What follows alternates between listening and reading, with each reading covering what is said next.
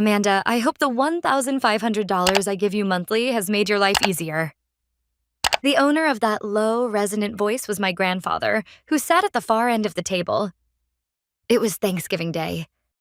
My grandfather, who was usually extremely busy as a businessman and rarely showed his face at family gatherings, had unusually decided to join the dinner this year. Because of that, my father, Jonathan Brooks, my mother, Karen Brooks, and my younger sister, Madison, were desperately acting as if they were welcoming royalty. There was the highest quality turkey, mashed potatoes lavishly filled with truffles, and a vintage wine from the year my grandfather was born.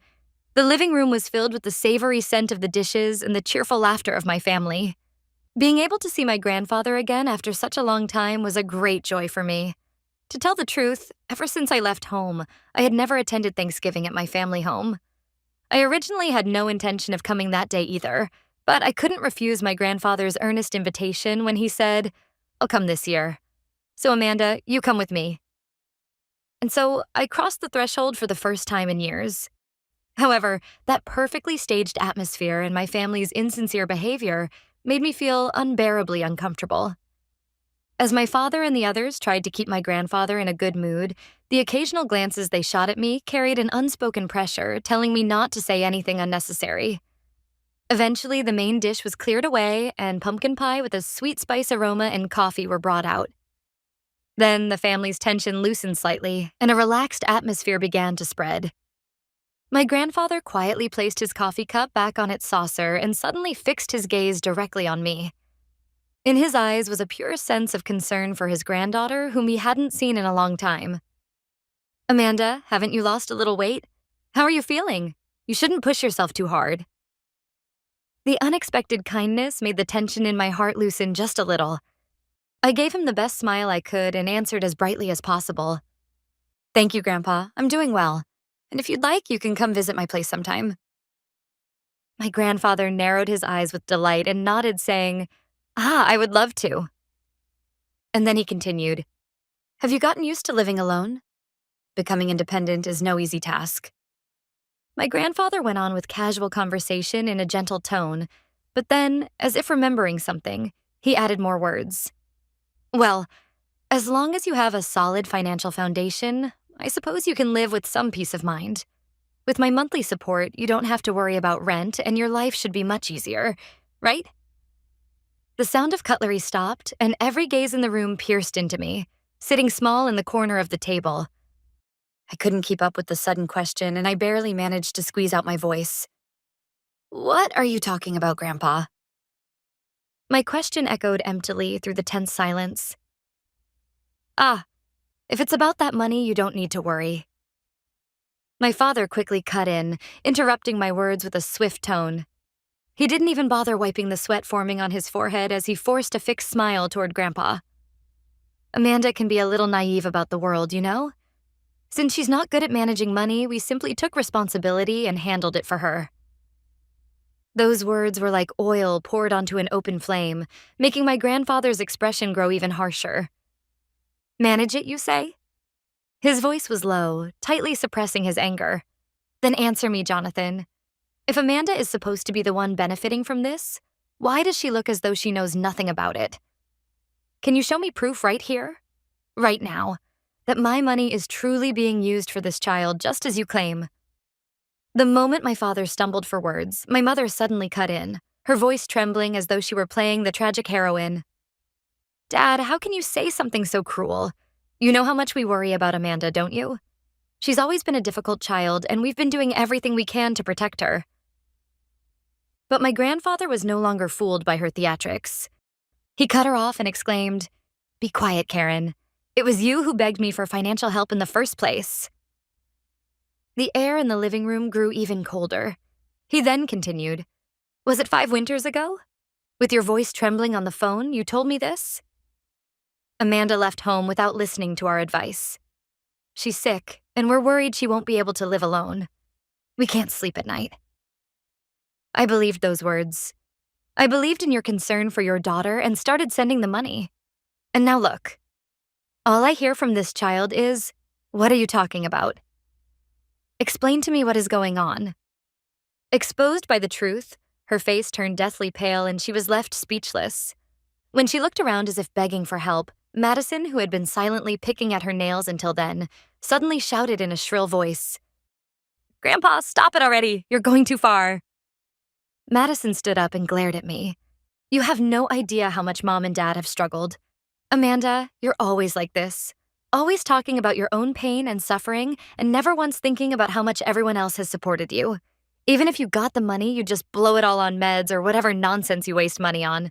That's why Mom and Dad have been managing it for you. What's wrong with that?" Those words became the final trigger. Madison knew. She knew exactly what our parents had been doing, benefited from it, and helped deceive me all this time. I hadn't even realized a sound had escaped my lips.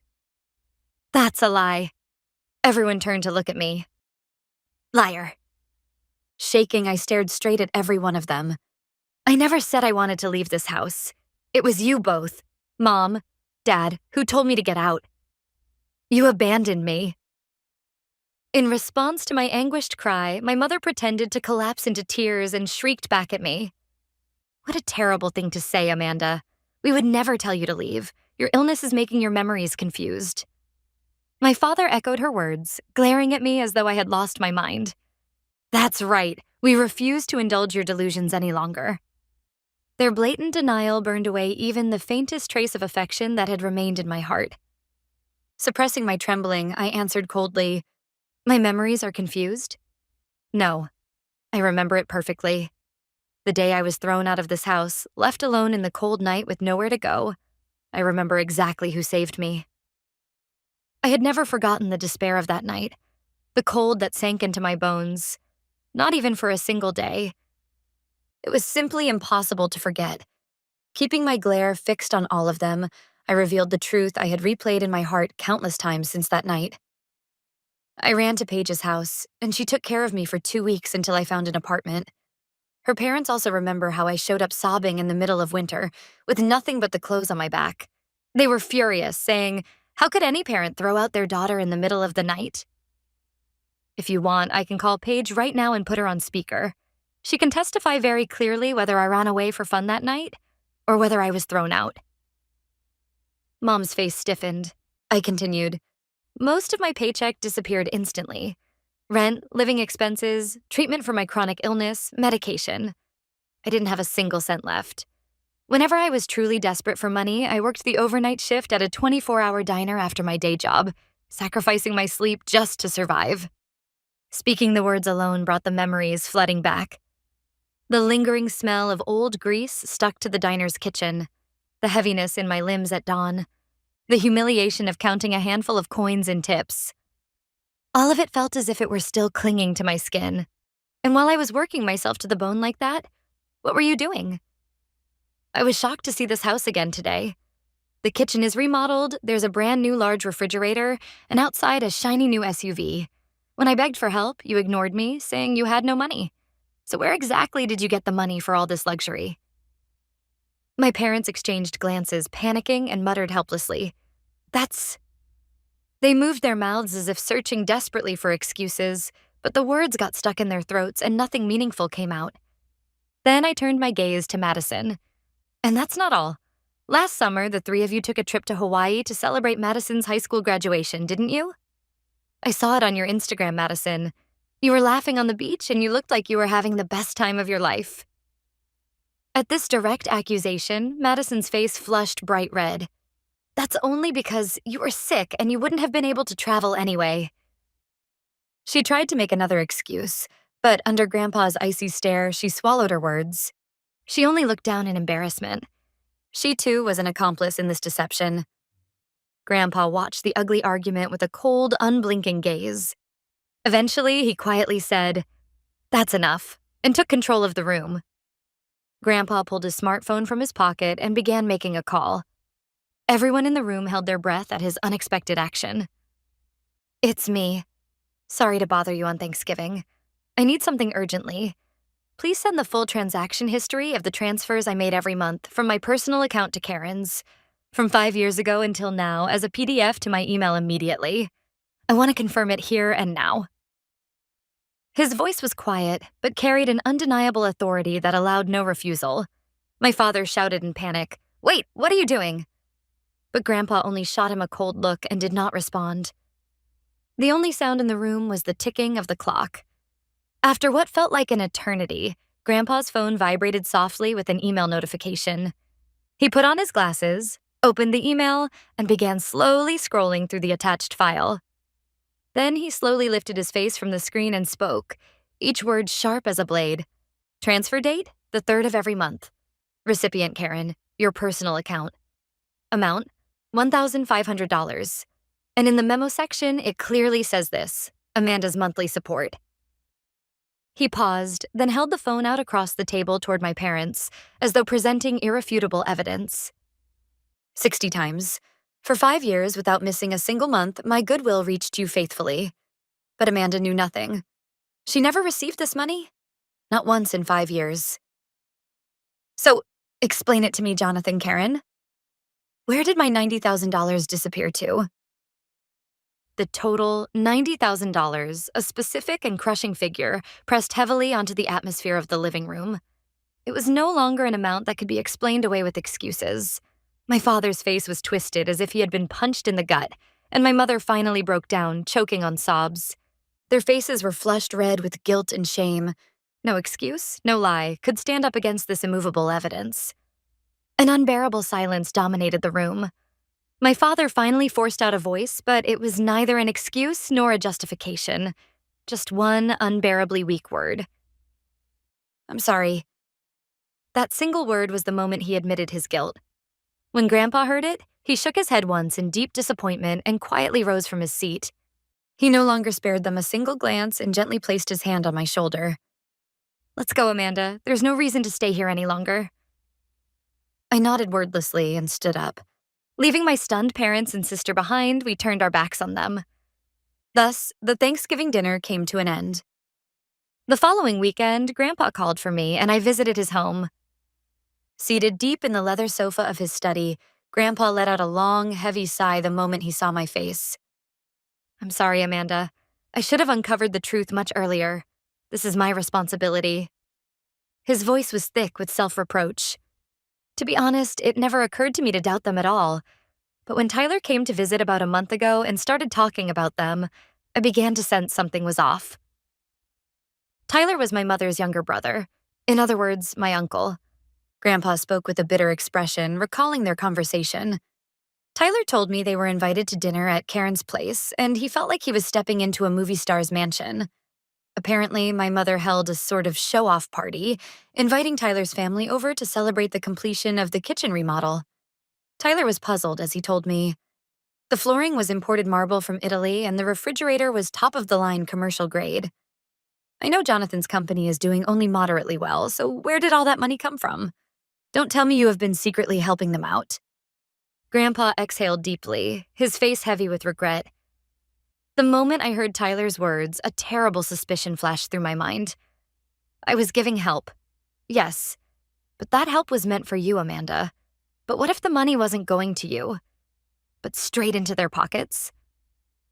Tyler's description of their extravagant lifestyle would suddenly make perfect sense. That was the first time I realized the frightening possibility. I should have confirmed things with you much sooner. I thought I was helping you, but instead I ended up letting you suffer for 5 years. I quietly shook my head. It's not something you need to apologize for, Grandpa. If you hadn't spoken up, I might have lived my whole life without ever knowing the truth. I'm grateful to you. And then, for the first time, I confessed something I had kept buried in my heart.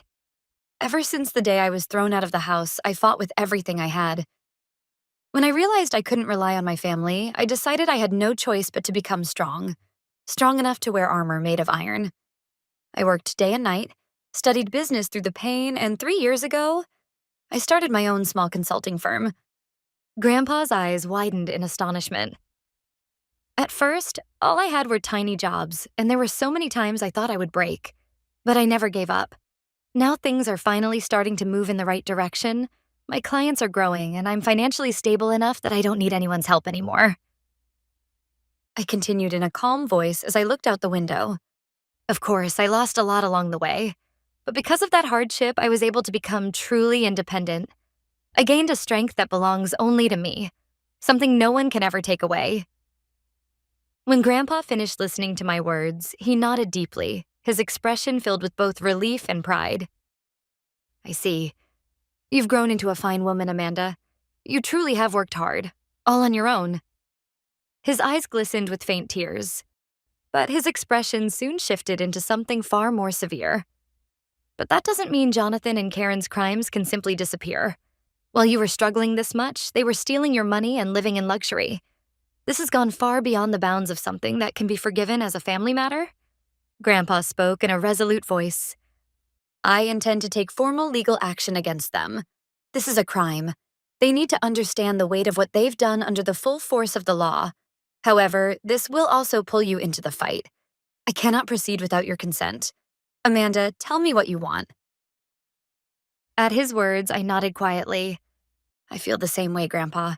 They need to face what they've done without looking away. Grandpa gave a heavy, solemn nod. Very well. Then we act at once. There is no need to show them mercy. With that, Grandpa reached into his coat without hesitation and pulled out his smartphone. He tapped the screen a few times and held it to his ear. Even though it was a Sunday afternoon, the person on the other end picked up after just one ring. Cooper? It's me.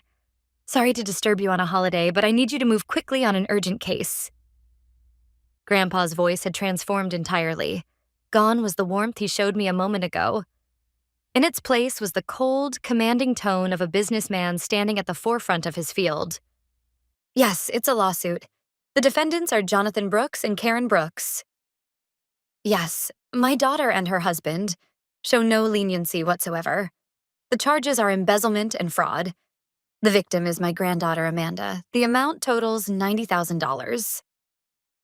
Looking straight at me, Grandpa continued issuing instructions to Cooper on the other end of the line, his voice calm but carrying a chilling edge. As evidence, I already have the transfer records from my personal account, but we need definitive proof of what they used the money for. Begin the investigation immediately and trace every one of their financial assets. Bank transactions, credit card statements. Yes, find the source of the funds for their home remodel and the new car. Gather overwhelming evidence so they cannot escape. Yes, proceed. Prepare the complaint as soon as possible and slap it directly onto their doorstep. When the call ended, Grandpa placed his smartphone on the table and spoke to me with unwavering conviction. Cooper is the lawyer I trust most. He'll handle everything flawlessly. With this, the die has been cast. And so, our resolve began moving forward, given form through the law. About a month later, my smartphone began ringing violently. The screen displayed 3 letters. Mom. I declined the call once, but it kept coming again and again with relentless persistence. When I finally gathered the resolve to press the answer button, her sobbing and piercing voice exploded through the receiver. Amanda, please. Talk to Grandpa. Beg him to withdraw the lawsuit. We're really sorry. We're truly repenting. If this continues, we'll lose everything.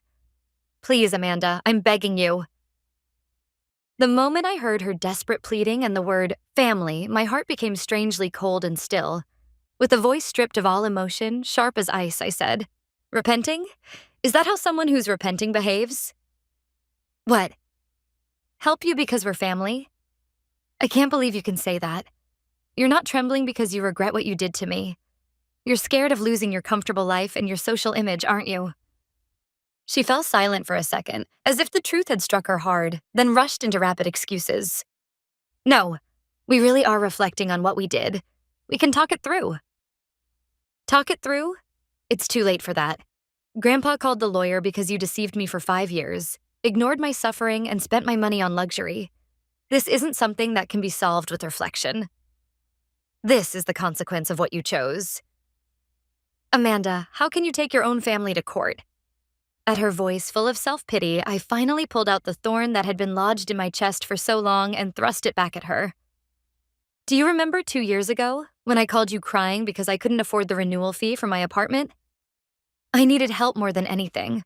I threw away my pride and begged you. And what did you say?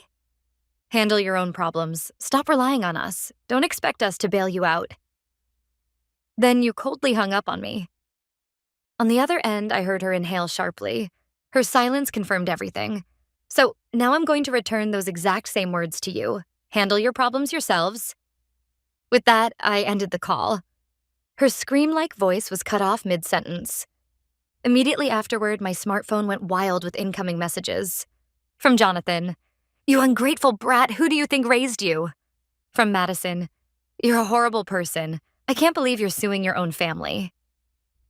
I didn't respond to any of them. One by one, I blocked their numbers. And then the trial began.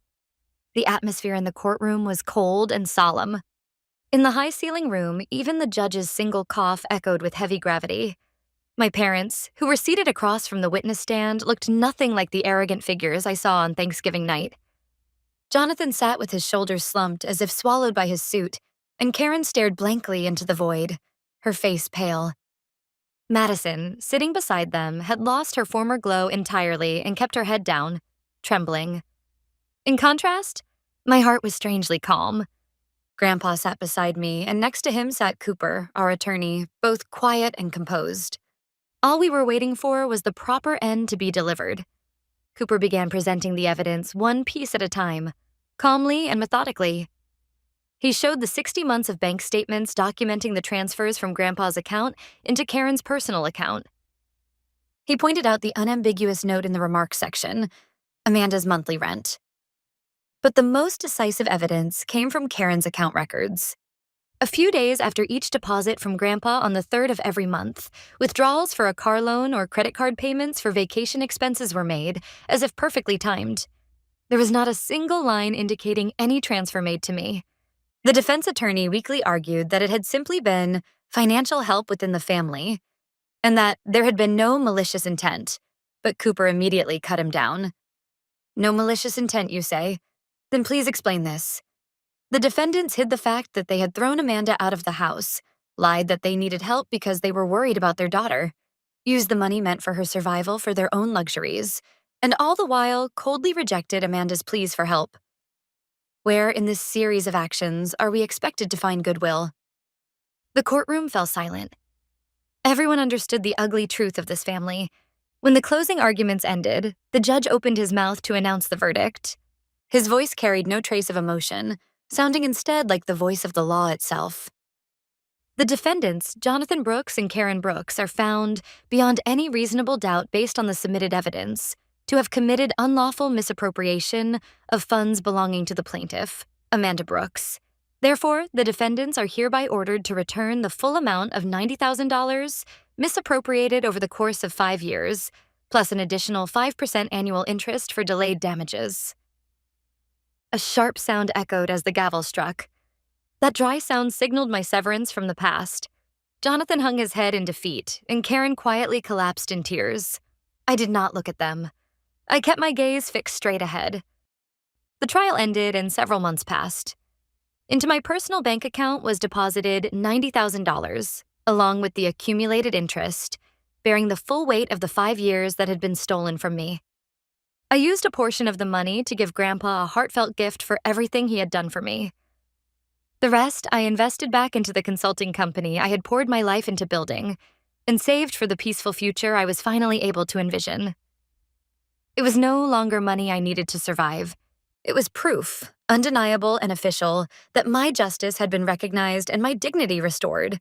With Grandpa's support, I finally received the assistance that should have been mine from the beginning, and I severed myself completely from the hateful past. I had begun to walk forward powerfully into a new life that belonged only to me, where no one could ever exploit me again. One bright Sunday afternoon, I sat with Grandpa on his home terrace, the two of us drinking tea together. As the quiet hours passed, he hesitated slightly before sharing an update about them. Jonathan and Karen. According to Grandpa, my parents had sold the house to pay the damages ordered by the court. The newest high-end refrigerator they bought while ignoring my pleas for help. The shiny SUV in the driveway. All of it. Every piece of their life built on appearances and lies had been sold off. Now they are living in a small, old apartment on the other side of town. Jonathan had lost his professional credibility, and Karen, completely worn down, rarely left the house anymore. "How is Madison?" I asked quietly. Grandpa's expression darkened slightly. With no financial support from her parents, she can no longer live the extravagant life she used to. She's working at a nearby supermarket now, trying to get by. And from what I hear, she blames Jonathan and Karen for everything that has gone wrong in her life and screams at them every day. The kingdom they had built on illusions had collapsed entirely from within. Even hearing all of this, no joy or satisfaction rose within me. Only a deep, quiet sorrow, a sense of the emptiness of what their greed had ultimately brought them. I set my cup down and looked up at the sky. "It's fine now," I said. "Whatever happens to them, it has nothing to do with my life anymore. All I can do is move forward." Hearing those words, Grandpa smiled at me gently.